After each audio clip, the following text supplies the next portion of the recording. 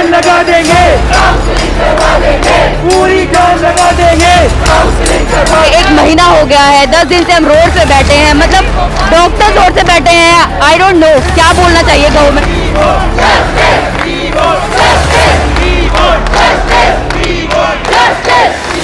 और मैं भी गया था, उस जेल जाने के क्रम में मैं भी था, मुझे भी घसीटा गया।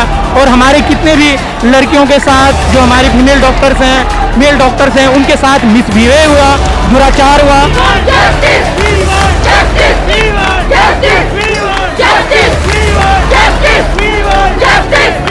नीट पीजी काउंसलिंग, 45,000 डॉक्टर्स घर बैठे हैं, उनको जल्दी से एडमिशन कराएं। कोविड कॉर्नर पर है, कभी भी ये वेव जो है वो बस्ट हो सकती है। तो आराम से जा रहे थे, वो उन्होंने खुद बैरिकेटिंग लगा दिया और बंद कर दिया हम लोगों को। हम लोग आराम से वहाँ पर प्रोटेस्ट कर रहे थे। उसके बाद इन्होंने क्या किया, जबरदस्ती हम लोगों को पीटा और घसीटा।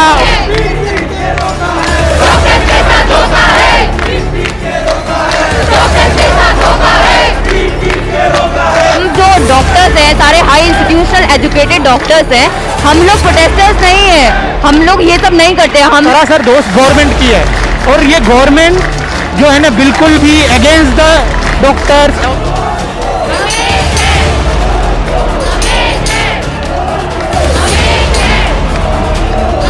क्योंकि जो कल हुआ वो बहुत ही निंदनीय है।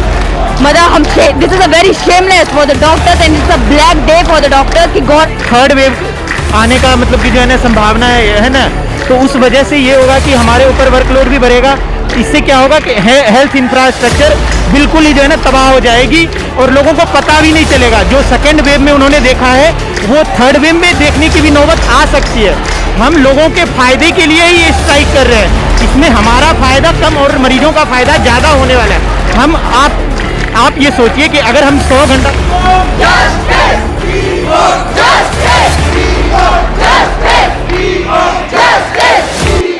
मैम, 1 महीने से ज़्यादा हो गया आप लोग प्रोटेस्ट करते हुए, फिर भी अभी तक कोई सुनवाई नहीं हो पाई है, जबकि आप लोगों का मुद्दा सुप्रीम कोर्ट में अभी फंसा हुआ है। सरकार से बात करने पर यह पता चला है, सरकार बोल रही कि अभी ये मुद्दा आप लोगों का सुप्रीम कोर्ट में गया है। क्या लगता है आप लोगों की बात सुनी जाएगी?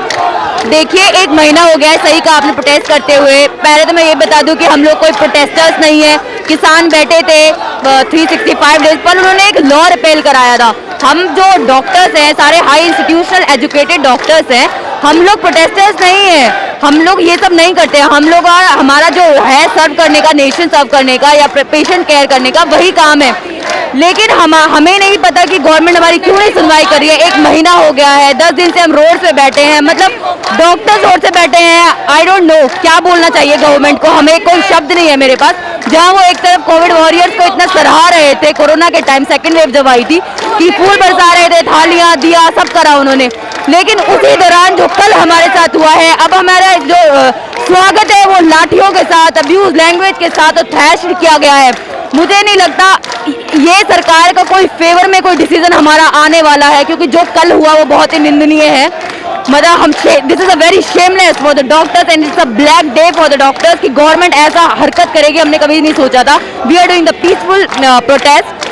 हमें नहीं पता कि गवर्नमेंट हमारी अब तक नहीं सुनी है तो आगे भी सुनेगी कि नहीं सुनेगी, but we really want.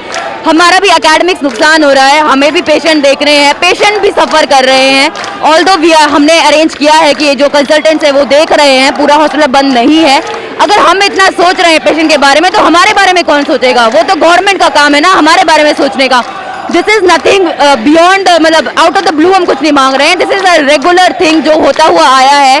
NEET PG counselling, 45,000 doctors घर बैठे हैं, उनको जल्दी से एडमिशन कराएं। कोविड कॉर्नर पर है, कभी भी ये वेव जो है वो बस्ट हो सकती है, तो उनको तब भी तो डॉक्टर्स चाहिएंगे ना। I am a second year right now, हम 36-72 आवर्स हम लोग काम करते हैं। कोई हमारा ना सोने का, खाने का, पीने का हमारा कोई ठिकाना नहीं है। हम कब घर जा रहे हैं हमें कुछ नहीं पता है।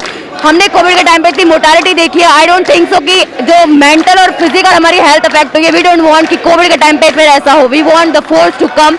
45,000 डॉक्टर जो बैठे हैं वो एडमिशन करें और जल्दी से घर आए, और प्लीज गवर्नमेंट हमारी ये मांगे पूरी करे, एक्सपेडाइट कराए नीट पीजी काउंसलिंग को। सरकार से आप लोग को उम्मीदें हैं? क्या लगता है सरकार बात सुन पाएगी आप लोगों की?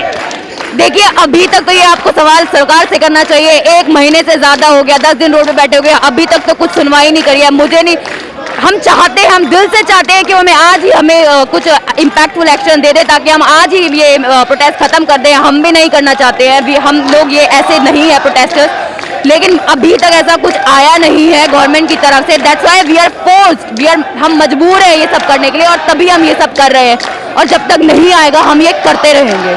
हम लोग 1 महीने से प्रोटेस्ट पे हैं, सरकार ने हमारी कोई भी बात नहीं मानी है। और जहाँ तक बात है काउंसलिंग कराने की, तो ये सरकार की जिम्मेदारी है कि वो काउंसलिंग की प्रक्रिया को जितना जल्दी हो सके उसको स्टार्ट करवाए, क्योंकि हम लोग जो है ना 1 हफ्ते में 100 घंटे काम कर रहे हैं, ओवरवर्क हो रहे हैं, प्लस अभी 3rd वेव आने का मतलब कि जो है ना संभावना है ना, तो उस वजह से ये होगा कि हमारे ऊपर वर्कलोड भी बढ़ेगा। इससे क्या होगा कि हेल्थ इंफ्रास्ट्रक्चर बिल्कुल ही जो है ना तबाह हो जाएगी, और लोगों को पता भी नहीं चलेगा। जो 2nd वेव में उन्होंने देखा है वो 3rd वेव में देखने की भी नौबत आ सकती है। हम लोगों के फायदे के लिए ही ये स्ट्राइक कर रहे हैं, इसमें हमारा फायदा कम और मरीजों का फायदा ज़्यादा होने वाला है। आप ये सोचिए कि अगर हम 100 घंटा तक लगातार काम करते हैं, उसके बाद हम फिर पेशेंट को देख पाएंगे, या उस किस मनोस्थिति और मनोदशा में हम देख पाएंगे पेशेंट को? हम देखने लायक रहेंगे? जब तक हम फ्रेश नहीं होंगे, जब तक हम अपने सही टाइम पे सही तरीके से हर मरीज का इलाज नहीं कर पाए, उनको टाइम नहीं देंगे, तो हम कैसे ही ट्रीटमेंट कर पाएंगे?